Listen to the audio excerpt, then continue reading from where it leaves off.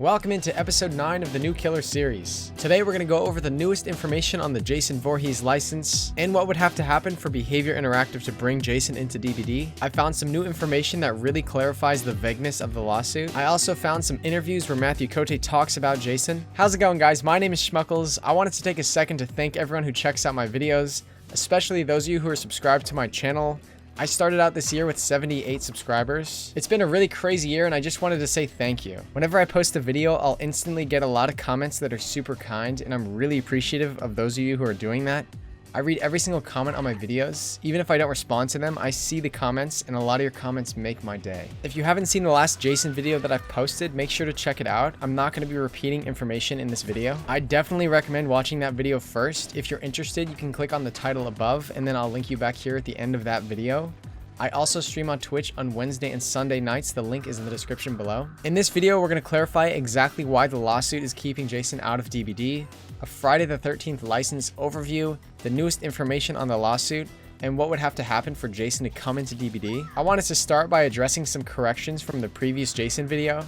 Larry Zerner played Shelly in Friday the 13th Part 3, not Part 2. And just to clarify, he's not the lawyer who's assigned to the Friday the 13th lawsuit. Zerner is an actor who ended up going to law school and became an entertainment lawyer. He's got a deep understanding of the inner workings of Hollywood. Zerner follows this case very closely and tweets out updates he finds. Also, another correction, in the Friday the 13th game, there are public servers, but the servers disconnect as soon as the host leaves. There's no official public servers anymore. The original Friday the 13th was released in 1980. It was written by Victor Miller, directed by Sean S. Cunningham, and distributed by Paramount Pictures and Warner Bros. Pictures. It did phenomenally well on its $500,000 budget, receiving $59.8 million in box office revenue. After the original, there were 11 more Jason movies that were released. Before the lawsuit, Warner Bros. Pictures owned the entire franchise. It's a huge franchise, and even though The Trapper is based on Jason, a lot of people want to see Jason come into DBD as a new killer. Who do you feel has been the most requested character?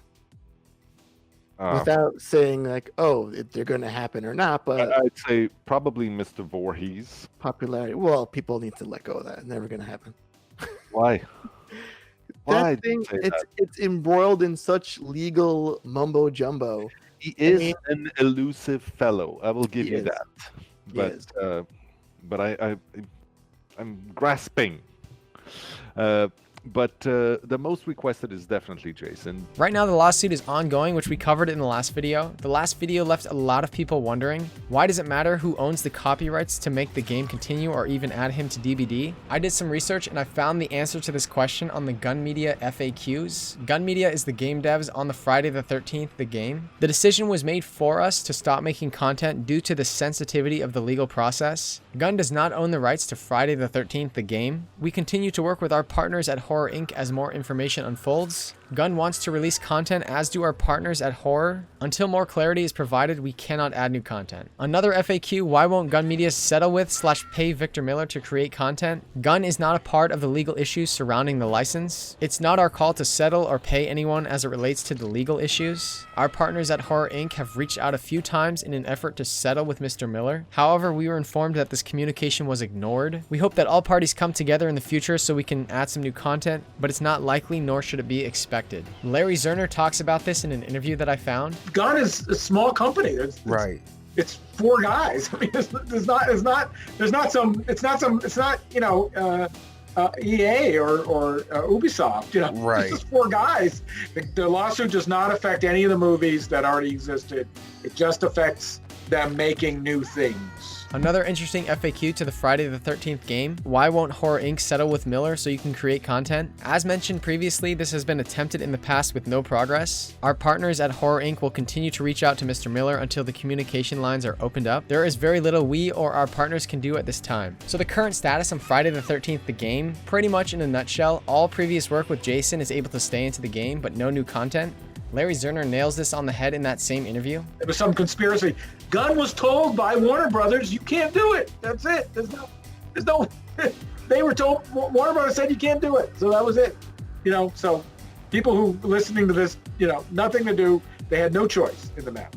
The lawsuit is a fight over money. Victor Miller sold the original Friday the 13th screenplay over to Warner Bros. For $9,500. Miller's actions are completely legit. He deserves way more money than what he got for it. The franchise has made about $500 million so far. Victor Miller has seen 0.0019% of that. Another FAQ I saw in the comments in the last Jason video, so does it matter which person wins the lawsuit? I asked Larry Zerner this on Twitter and he said it doesn't matter. He expanded on this in an interview. Even if the court rules in Victor's favor, they still don't make a deal because Victor will still only own the rights to the first movie, not any other movies, not to the adult Jason. Yeah. He only owns the backstory, and then he doesn't, even into the first movie, he doesn't own any rights for, and he only owns U.S. rights. If Victor, as the appellate court upholds the verdict, which they probably will, there still has to be a settlement because, again, Victor doesn't get enough rights to do anything with them. At the end of the day, they have to make a deal. If the Miller case is resolved, I bet both parties would be willing to settle this matter quickly and jump on making the next movie rather than letting it be a further source of delay. From the Halloween chapter, Behavior only licensed Laurie Strode and Michael Myers from the original movie. Same thing with Freddy, and for Ghostface, only The Mask is licensed. With all the movie licenses we've seen in this series, we've seen a ton of split franchises from Candyman to Chucky. So my question is, if Victor Miller is only fighting for the rights to the first movie, why doesn't Behavior try and just get the rights to Friday the 13th Part 3? This is the Jason with a hockey mask, and this is the Jason that everybody wants to see. It kind of appears even how this lawsuit shakes out, Friday the 13th Part 3 will still belong to Warner Bros. I messaged Larry Zerner this question, and he directed me to an interview series. What should Victor get from that? How much did Victor create if you do a Part 3 Jason? I mean, he created Jason in a way, but in a way he didn't. And certainly right in the although he owns the copyright, and it's sort of known that he didn't really want that Jason coming out of the lake at the end. Like all that was like, he didn't have anything to do with that. And yet that's what that was the thing that created it. So I think there's some bad blood in that. Sean's like, this was my idea, not yours. You're not getting any money. Even if you're looking to license Jason Voorhees from other Friday the 13th sequels, all licensing opportunities are frozen right now. If Victor Miller wins the lawsuit, he would own a piece from each movie. It kind of all depends on how similar the characters, dialogue, and backstories are to the first film, which Victor Miller would own. In this way, the rights to Jason, even in the sequels, are frozen. Warner Bros. And Miller are not going to be able to negotiate with game devs like Behavior until they reach a settlement after the lawsuit is over. As of right now, since Judge Winters passed at the end of 2020, we're still waiting for a verdict to be reached. Worst case, it could potentially go to a retrial with a judge and jury, which could take years to settle. If a retrial is going to take place this year, Miller or Cunningham, whichever one loses, will likely file an appeal, which is going to drag on this final decision even longer. Matthew Cote has talked about the obstacles to bringing in Jason Voorhees to DBD. There are license holders who may all of a sudden lose that license, whether because they don't have the license anymore or because there are sometimes, like we've seen, someone comes out of the dark and goes, oh, by the way, I challenge this right, and then there's, I don't know, a trial that will start. We've seen that with Friday the 13th, for instance.